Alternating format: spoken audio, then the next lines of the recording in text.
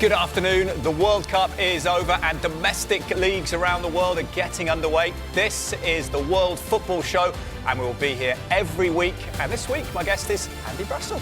Good to see you, Andy. Mohamed Salah has completed his move to Trabzonspor, but just why has he chosen to head to Turkey? We'll check in on Spain and the future of Vinicius Junior. It looks like he is staying put for now, but was he ever really considering a move to the Premier League champions? Want to know more about Newcastle's new manager? We'll get the view from Germany on Matthias Jaissler, and we will hear from him too. And we may have to wait for action in the English leagues, but the wait's almost over in Portugal and the Netherlands. Julian Brandt has joined Ajax, and has that given them a realistic hope of a first title in 5 years?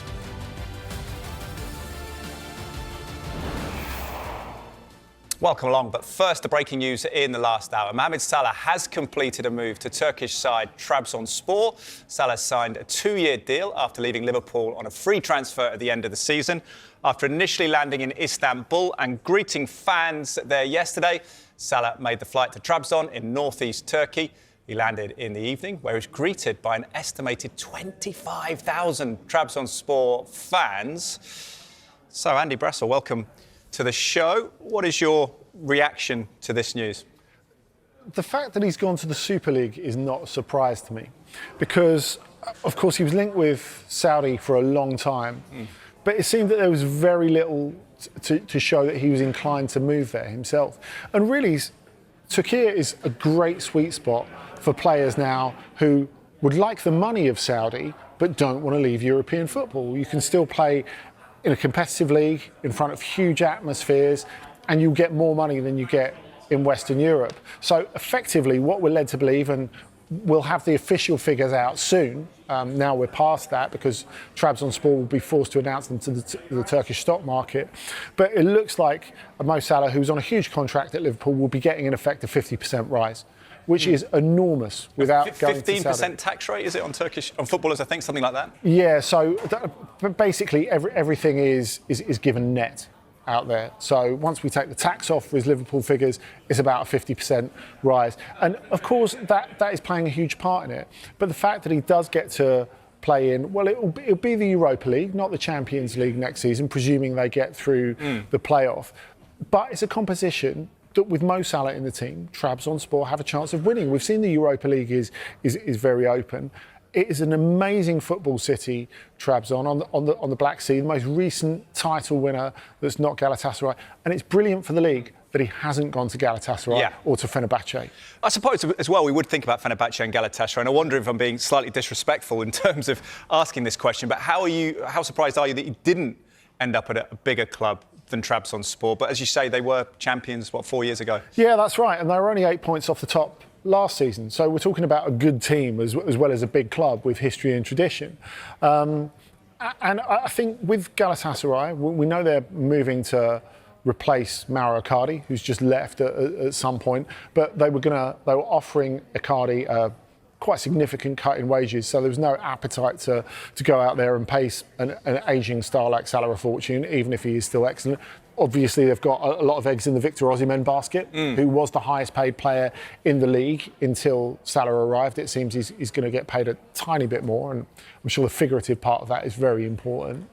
And you look at Fenerbahce, they've already been out there and spent a lot of money this summer, and one of those is Mason Greenwood. Scored in the Champions League this week against Sturm Graz. Had a very good start to his career there, and plays in basically the same position as Mo Salah on the right-hand side of attack. So that wasn't going to happen. I appreciate you're not a pundit in terms of a former striker analysing Mo Salah, but what is your read of the numbers and what you've witnessed from Mo Salah? At AFCON, had a scoring run, he scored at the World Cup. What's left for him? We're living in a world where players are continuing into their late 30s. Can he be a player that does that? What's your read on Salah? Yeah, I mean, I think he'll have to adapt the way he plays. And I think Liverpool were trying to do that last season. I felt that partially the signing of Florian Wirtz was to take some of the creative burden off Mo Salah so he could just score the goals. But really, it seemed to me that Liverpool changed too much too quickly, and, the click didn't really happen. So again, he'll have to settle into a new team, but this is different because it's a new team that will be squarely built around him. Yeah, he looks great, Nick, doesn't he, for 34. Andy, thank you Yeah. very much for now. We'll get back to you in just a second. But now to big transfer news as well. Jan Diomande has left RB Leipzig's team hotel in Austria to complete his move to Real Madrid. This, according to Sky in Germany. Sky in Germany's Philipp Hinze captured these pictures of Diomande leaving the hotel. There is total agreement between the clubs for a transfer worth up to £120 million. Real Madrid paying a guaranteed fee of £107 million for the 19-year-old. There are also achievable add-ons included in the deal. So lots to get through then in terms of what's going on with the deal. Let's get the latest from Spain. For more on that, delighted to say we're joined now by Dermot Corrigan from The Athletic. Dermot, welcome along. Good to have you with us. Let's start with that transfer then. How is that signing being received in Spain among Real circles and their opponents? Yeah, there's a lot of news around Madrid at the minute, but there is quite a good bit of excitement around Diomande signing. Madrid have been looking for somebody to play on the right of their attack for a long time. They've had a lot of players who were more comfortable on the left of the attack, and Diomande is somebody who knows Spain, knows La Liga, was at Leganés here for a short amount of time before his tremendous season in Germany, and he's somebody who's done well at the World Cup. I wouldn't say Real Madrid fans on the street are super familiar with him yet. They're excited about it, but they're really looking forward to see him when he comes and see what he can do if he can break into the team. Yeah, it's going to be fascinating to say. We'll have Andy's thoughts on that in just a touch as well, the 19-year-old. So while we have you, Dermot, we should ask you about Vinicius Junior. Looks like he's going to be staying in Madrid, which cynics will say he always was going to do. How realistic do you feel the move to Arsenal was? Was it ever on? Well, I think Vinicius' his number one objective was always to stay at Real Madrid, assuming that he would get paid what he felt was a fair amount of money. Mbappe has come in and is the top earner at Madrid, and Vinicius felt that as a guy who scored in Champions League finals as an established star as Madrid, that he deserved to get, maybe if not exactly as much as Mbappe, he deserved a healthy pay rise. And that's why, or it's one of the reasons why it has dragged on so long. And in these type of situations, then other clubs do make inquiries. People around the player talk to people around the clubs, which I think is what has happened here. I'm sure that Vinny, his number one is still to stay at Madrid. Hasn't been signed yet. It's still not 100% sure. But Arsenal was always a good backup if the Madrid didn't come through. Okay. Dermot, I think we have to mention Rodri, don't we? Because it's clear that Real Madrid are trying to get a little bit nearer to win now. With Jose Mourinho coming in and with the profile of some of the players they've brought in, apart from Diomande, of course, being the obvious exception. Now, it seems that Barcelona are coming to the table for him as well.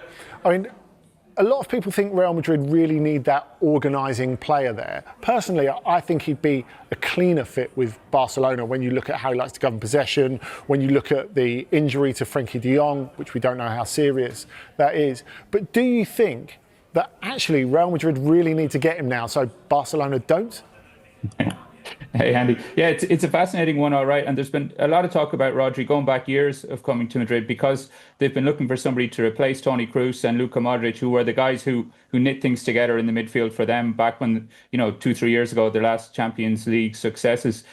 Rodri does fit the bill for that, but then in other ways he doesn't really fit the bill. He's not a typical guy for Jose Mourinho. Maybe if Jose Mourinho, way that he has set up his teams in the past, Mourinho will have to adapt when he comes into Madrid, and Rodri can adapt as well. He's played under Simeone at Atletico Madrid as well, so he knows about the dark arts, we could say, of playing in a midfield. Barcelona does seem like a better fit football-wise for him. Rodri has been the successor to Sergio Busquets in the Spain team. The guy who's taken on that baton as the guy who's, maybe the world's leading holding midfielder who can organise the play, who's really good off the ball as well. Whether Barcelona are able to afford to sign him or not, whether they can register him with their ongoing financial troubles is also a concern maybe at Barcelona. And whether Madrid will go through it, because Florentino Perez has had the option to sign Rodri a couple of times in the past and has opted against it. So it's still...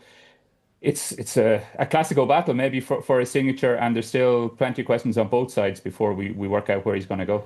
Yeah, what a fascinating battle that will be to see how it plays out between Barca and Real. We have to talk about one man, I suppose, we all know very well here when we talk about Real Madrid. We all know him everywhere in the world, I suppose. Mourinho, how's he being received? What are the expectations on him ahead of the new season after, I guess, a difficult couple of seasons, as you mentioned there?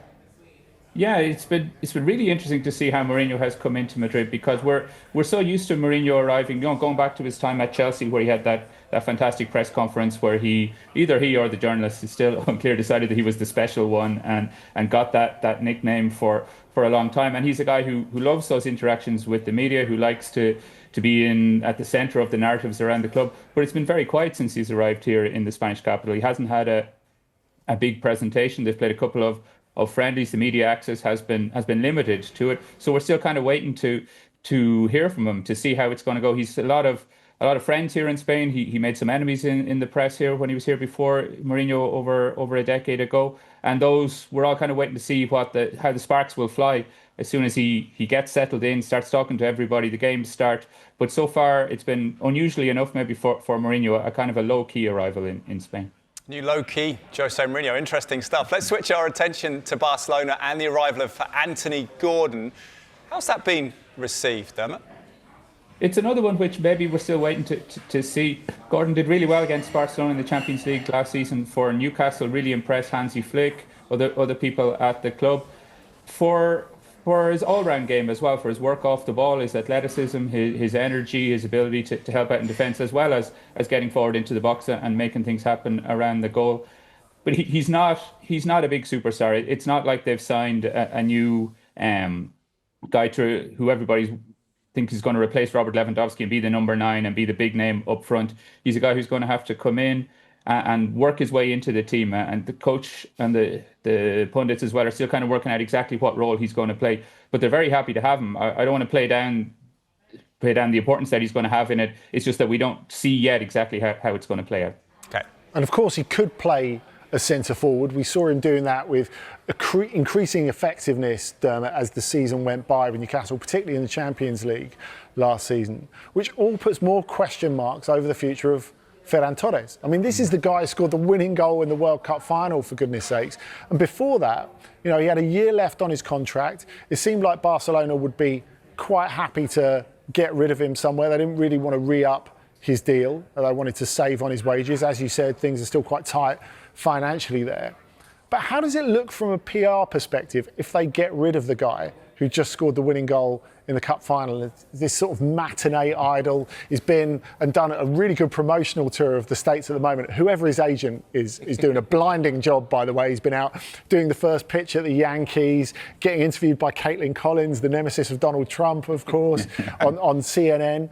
And really, he's putting himself in a position where Barcelona have to play this well, not just from a football perspective, but from a PR perspective, don't they? Yeah, for sure. It's fascinating to watch it. I wouldn't say that Barcelona are disappointed that he scored the winning goal in the World Cup final, but it's put them into a more difficult position, maybe, as you say, communications-wise.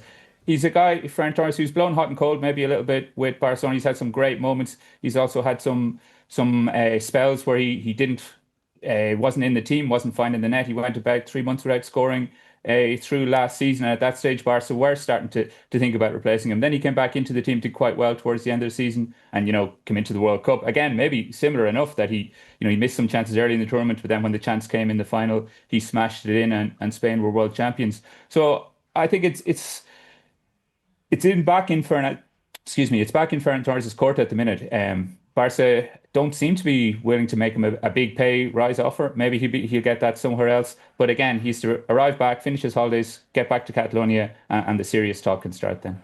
I came across that situation with Ferran Torres. Just want to round up this Spanish football conversation by asking both of you for your league predictions. We'll start with you, Dermot. How do you see it going? And I suppose, how pivotal could Rodri be either way? Yeah. Well, you could almost say that if whoever Rodri joins is going to be the favourite for the La Liga title. He tends to win trophies, Rodri, when he was available for Manchester City. More often than not, when he was fit and firing, they won the Premier League title. He's won the Euros with Spain, and he's won the World Cup with Spain. So it's difficult to predict how it's going to go with Mourinho at Madrid. Everybody kind of expects it to blow up at some stage. That's kind of what happens with Jose. But maybe he'll be able to galvanise everybody, get a really good season. Barca have lost some players from last year. They still have their financial stuff to sort out as well, as we've been talking about. So I see it as kind of 50-50. Maybe we could say that whoever Rodri signs will be the favourite for the title. OK, 50-50 from Dermot. Andy? I think the big question is who Barcelona get as centre forward. It feels to me quite unlikely that they would manage to get the Julian Alvarez deal over the line, not just because they've fostered this climate of suspicion and antagonism with Atletico Madrid. But I still think whatever happens, Barcelona will have just enough. OK, Barca to retain the title. Dermot, thank you very much for joining us. Really appreciate you being on the World Football Show.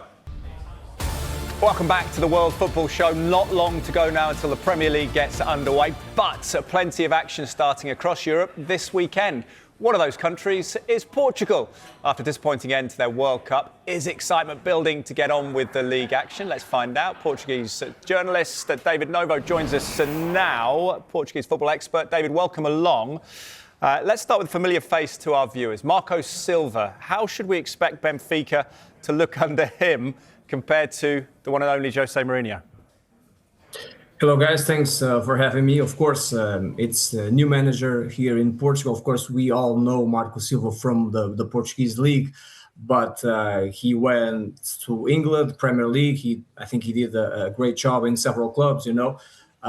So of course it was something not strange, I would say, but of course when we saw Marco established in the Premier League, of course it was hard to see him going back to Portugal. But the truth is, in Portugal, in Benfica, Marco can win titles. I think that's the biggest challenge for him, is to win titles in Portugal. Of course, we were not expecting to see Fulham winning the Premier League or something like that. So, of course, he went back to Portugal, to Benfica, one of the biggest clubs in Portugal.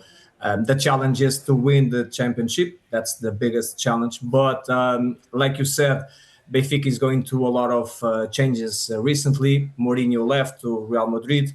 Marco came this season. New players already competing in the Europa League. So the preseason was like a few weeks, and then Benfica started to play official matches, and they are rebuilding the team at the same time. So of course, that's a huge challenge for Marco Silva. But of course, it's up to the challenge. I think it was a good decision from Benfica. When Mourinho left, Benfica needed to get a strong manager, and I think that Marco Silva was the right choice. But of course, the results will tell if he's up to the challenge of bring back the titles to Benfica. Yeah, it will certainly tell, won't it, as we get into the games. And we start tonight against Hearts for Benfica. Hearts having a torrid start to the season after a great campaign last time. But how are Benfica looking ahead of this one? Well, I think Benfica is, of course, favourite for these matches. But of course, like I said, Benfica is doing like a pre-season during the season, signing new players. And the one that Benfica wants and Marco Silva wants is João Palhinha. You remember him from Fulham, of course.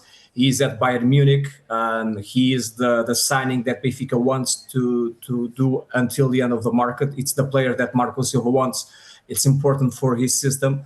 So Benfica is still signing players. They need centre-backs, for example. António Silva left to Bournemouth. So Benfica needs to sign players, and they are playing at the same time. So Marco Silva has to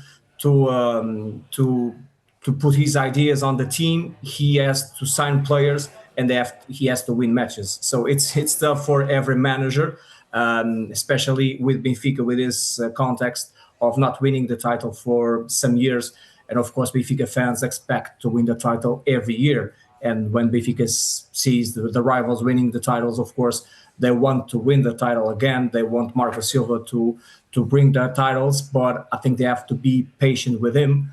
Of course, he's a terrific manager, a great manager, but he's doing his job with a lot of things at the same time. So, of course, we have to give him time, of course.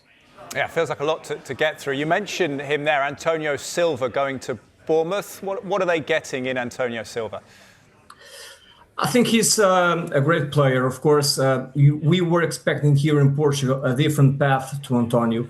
In the sense, when António Silva went to the first team of Benfica, he went to the starting lineup, being a strong defender, playing really good Champions League matches. For example, I remember against the Juventus, for example, character, personality, leader. But at the end, he stayed at Benfica for some years. He lost some space in the national team. He didn't went to the World Cup. So some tough relationship with the fans, in the sense of, I think that some critics from the fans to Antonio, some of them of unfair, in my opinion. I think that at the same time he needed to deal better with those critics from the fans. So his path in Benfica, I think, took a different path from what we were expecting. We were expecting when he started to, I don't know, for example, seeing Antonio Silva going to a top Premier League club or Italian clubs. But I don't think that, of course, Bournemouth is going to be a great challenge for him. We saw, for example, players leaving Bournemouth for PSG and Real Madrid, for example. So, of course, the Portuguese connection with the sporting director, Tiago Pinto. So I think it might be the right challenge for him at this stage of his career. Okay, look forward to seeing how he gets on. David, if we go down the Segunda Circular in Lisbon, Sporting, who I think despite the fact they weren't champions last season, losing their title to Porto, they've been the best team in Portugal in recent years. But this summer has been different because they've moved on some really big players. Morten Hjulmand, the captain, has gone to Atletico Madrid. They're getting rid of some players to Saudi, of course. We've already had Francisco Trincao going. Looks like Pedro Gonçalves might follow him as well. This is a big challenge for them, isn't it? Trying to be important all over again when they're going to have a very, very different squad. Yeah. You said everything. It's perfect because it's like a kind of revolution from the team. Diomande to Nottingham Forest, almost done the deal. So central defender, the midfielder, Morten Hjulmand, the captain to Atletico Madrid, Trincão and Pedro Gonçalves. So we are speaking about like in 11 players, 4 of them left. So of course, Sporting also Giovanni Kenda to Chelsea. The deal was already made, but he went this summer. So we are speaking about important players, but Sporting did some really good signings. I think that Sporting fans must be excited to see this team playing. But of course, a lot of changes. The same manager, I think that's the best part of it, to keep the manager. But with so many different faces at the team, in the team, I think that, of course, strong contender, of course, for a title. In Portugal, we always have the same contenders, Benfica, Sporting, and Porto. There are the 3 main contenders, the favorites. I think that this small revolution that Sporting did in the squad, I think, of course, they need time to build a new squad. But with the new signings, I think they are up to the challenge also. At the same time, I think that Porto is going to be I think he's a step ahead of the other rivals. They kept the manager, they kept the best players. So far, we know that Premier League clubs, when they come to Portugal, they pay and they get the best players. So, of course, Diogo Costa, Victor Froholt, exciting players that, I don't know, they might leave until the end of the market, let's see. But I think that Porto can be the favorites. They are the champions, they have the players from the last season, the same manager, so I think they are a little bit ahead of the other rivals. I suppose that's the thing always, isn't it, David? When we're discussing how the Portuguese Liga season is going to go with 3 weeks left to transfer deadline, so much could change between now and then. Porto, I think, probably need to go out and get a centre forward because Samu is still injured and they didn't hold on to Tero Moffi. They decided against signing him permanently. On the other hand, Benfica have made a big splash with a centre forward in going and getting John Duran. Now, he's getting a certain reputation. He's played in 8 different countries at the age of 22. Now he's arrived in Portugal. But there's enormous potential. Benfica couldn't have afforded a player like this a few years ago. So is there some excitement surrounding his arrival? Yeah, a lot. At the same time, the background, of course, several clubs. He played in Turkey, Saudi Arabia, Russia in the last year. So, of course, some reports that, of course, he likes to party. Of course, that behavior off field.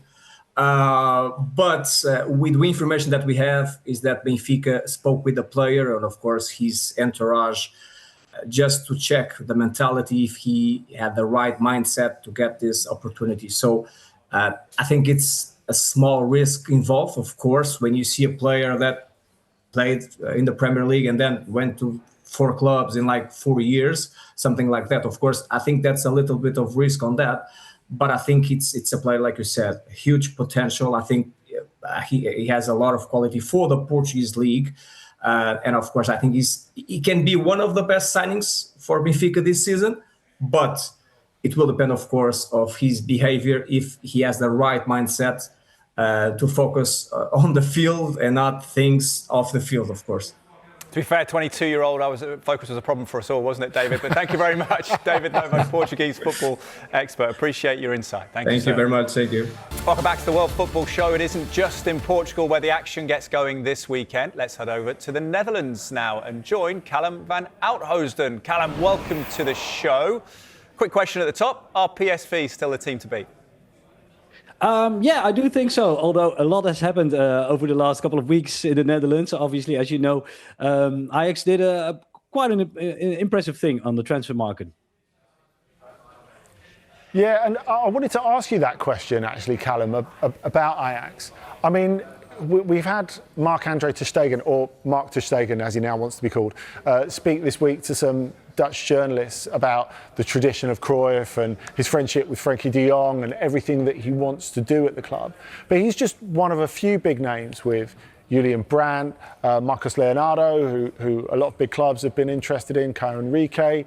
And the fact is that you bring all those players to Ajax not to finish second, despite the fact they had a really bad season last season and have had to start in the second round of the Conference League. Surely there's a lot of pressure on Ajax to actually go and win the title.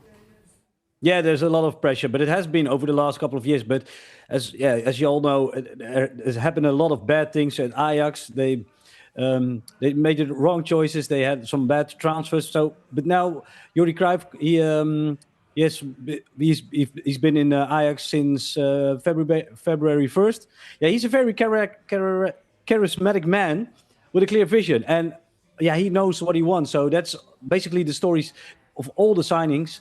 They strongly believe in the philosophy and the vision of Johan Cruyff, getting Ajax back to the top, back in European football, even though, like you mentioned, they're playing in the pre-rounds of the Conference League. And yeah, you mentioned Andre ter Stegen.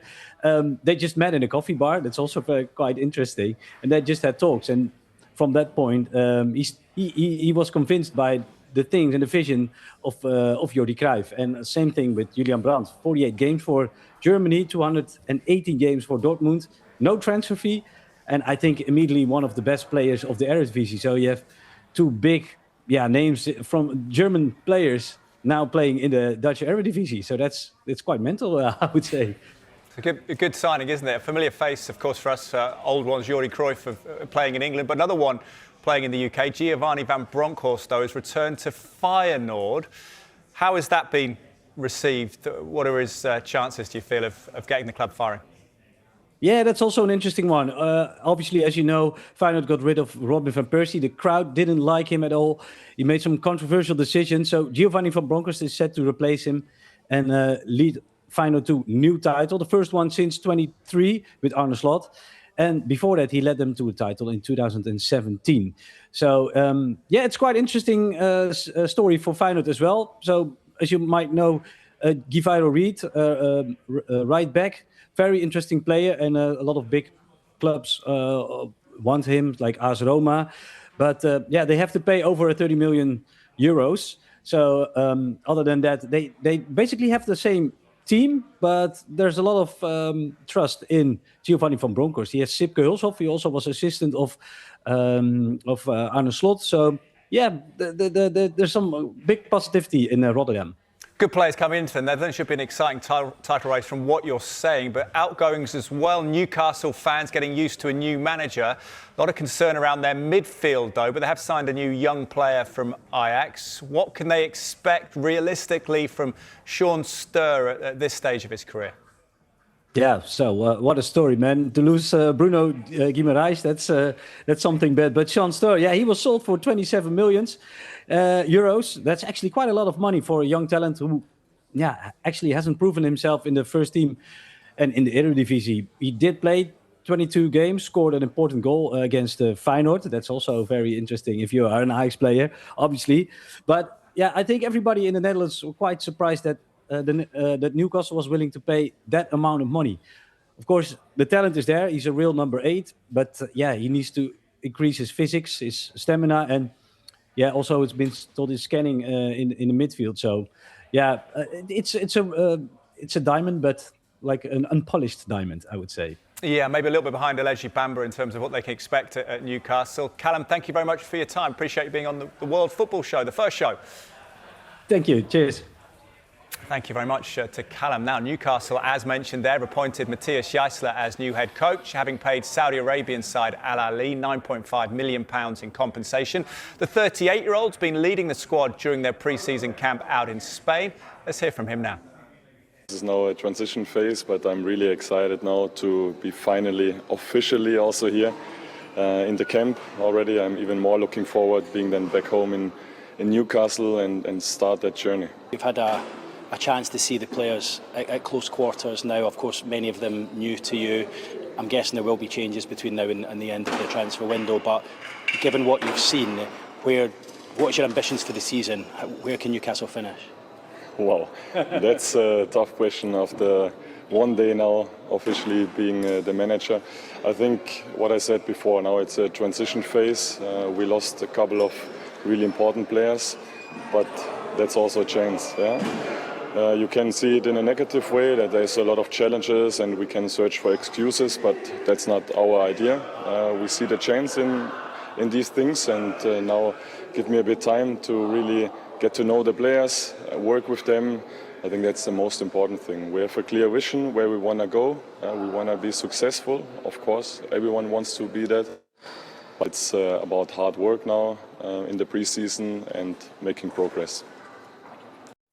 Well, one man who already knows the new Newcastle boss well is the Brighton head coach, Fabian Hürzeler. We started together. We had a time together at TSG Hoffenheim where we trained and we played together. So therefore, I used to know him quite well. Of course, then afterwards, different pathways. I think we followed each other, but we weren't in touch. One big advice, what I would give is like focus on the small margins, because the small margins will make a big difference in the Premier League. If you're switching off for 1 second, you will concede a goal. That's the first thing what I definitely learned. On the other thing, believe in your own quality. Believe in your own quality as a manager, but also believe in the quality from the players. They made a good choice, Newcastle. They picked him because of a reason. He was quite successful in his stations before, so therefore I'm quite convinced that he will do a great job, and I'm not sure if he needs any class from me. If you ask me what is different to the other league, is this unpredictability. It's like that everyone can beat everyone. Everyone can spend a lot of money, and that means they are very equal, the teams. And on top of that, I think it's just the best league in the world, and the best league in the world brings a lot of attention from outside, and you need to find a way to manage this attention. Oh, great to get Fabian Hürzeler's insight and to hear from Matthias Jaissler himself. Very charismatic, Andy. It was good to hear from him for the first time. What should Newcastle fans be feeling positive about this guy?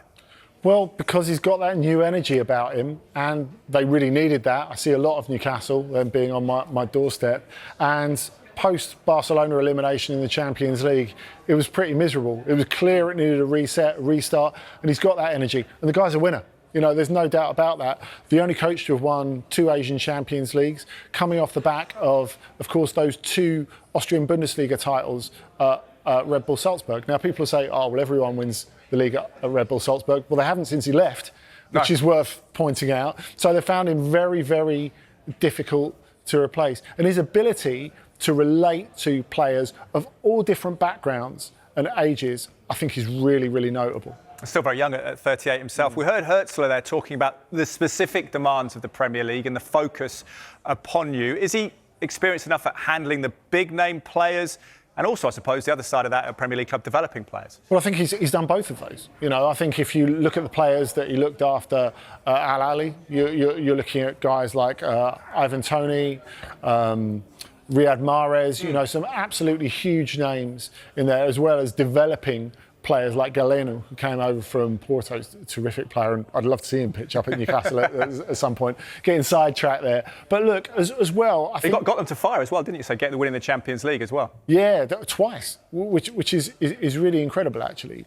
And then you look at what he managed to do at Salzburg, and you look at some of the players he brought through there. You know, there were some names that we're very aware of, Karam Adeyemi, Benjamin Šeško, all players like that he's been able, that was Brendan Aronson, of course, who we know from the Premier League, that he was able to develop and get into the sort of shape where they were players who could step up to the plate, who could deal with the pressure and win consistently and get results in Europe as well. But I think if we focus on the Saudi bit for a moment, I think that's really interesting, because one of the criticisms I heard of Eddie Howe quite a lot, and of course he's very loved at Newcastle and he did a fantastic job, but one of the criticisms I heard of him is there was no ability to step off. He always talked about it, didn't he? Intensity is our identity. He talked about it all the time.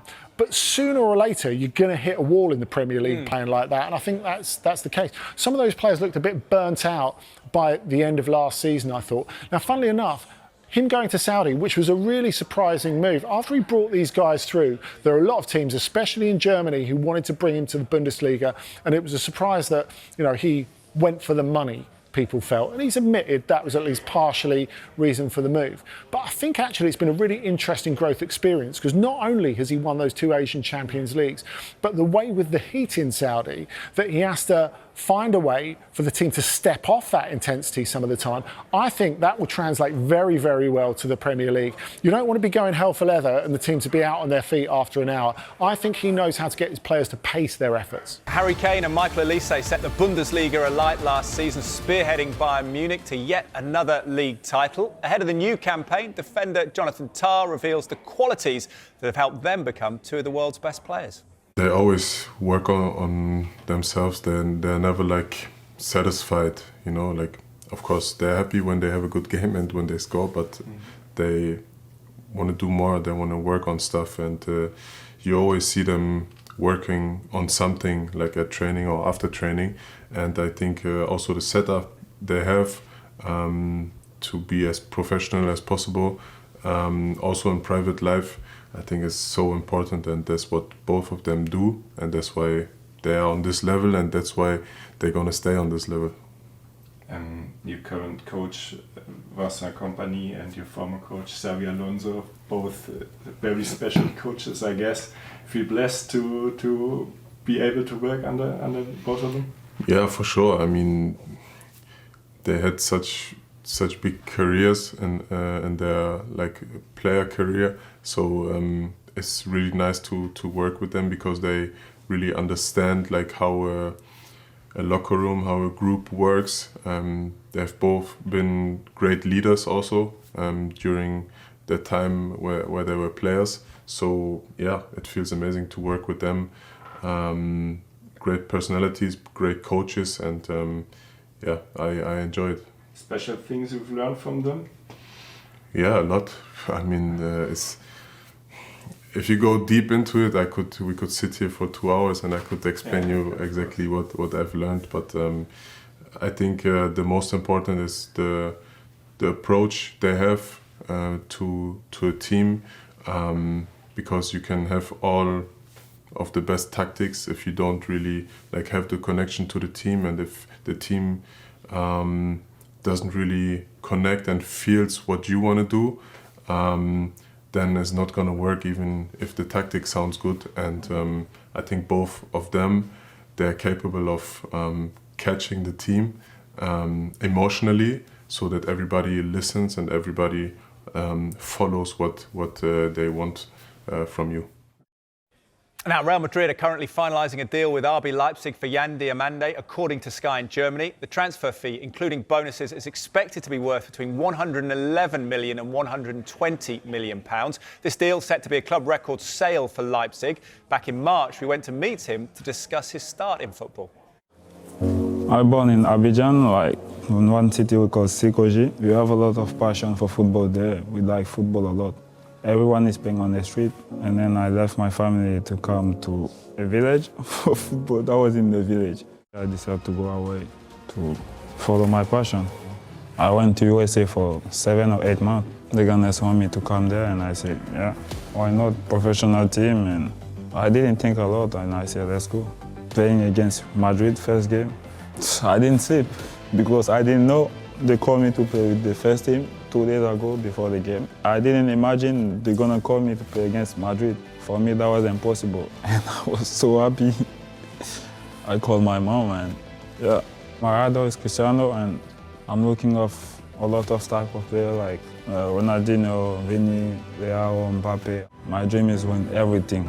The most trophy I can win, I'm gonna do it. Yeah, good to hear from him. Very young man. What are your thoughts on Yan Diomande, the potential impact? I think potential is the interesting word, but he translated a lot of that promise into actuality in the Bundesliga, as we can see last season. Now, I think when we're looking at the fee, what we've got to see is how far he's come in a very short time. When RB Leipzig went and bought him from Leganés last summer, they were buying a player with relatively little first-team experience who looked special, but they couldn't have imagined he was going to turn into this. And when they spent 20 million euros on him, you thought, OK, this is a bit of a punt. But it turned out to be exactly right. And what that tells us about Yan Diomande, not just is he a scorer, not just is he a creator, not just is he great to watch, he's a really quick learner. Because to go from someone who was dipping his toe into the first team for Leganés to someone who was a key player for one of the best teams in the Bundesliga is amazing. Look at the context here, the money as well. Yeah, and I think when you look at these players, this tells you that it's not a guaranteed success. That Real Madrid are going to have to play it right, as well as Yan Diomande. They're going to need to look after him. Because when you look down these guys, really, the unequivocal successes, well, Mbappe? Yeah. Really, that's about it. Bellingham's just off the bottom of there, isn't he? Yeah. Yeah, exactly. Whereas the rest, I mean, Ousmane Dembélé has turned into something else now, but he wasn't an unequivocal success for Barcelona. And Neymar, well, we could be talking about that for another hour. We could talk to you for another hour. Mbaye and Barcola possibly coming from PSG. Quick thoughts on that? We've got about 30 seconds. Yeah, well, look, I think Barcola is brilliant now, and he's got the ability to get so much better. So whatever he costs, just pay it. And Mbaye is a really interesting one, available because of his contract situation. Youngest player to score for Senegal, youngest player to score for an African team at the World Cup. Pace, intelligence, can play a load of different forward positions. Just get him.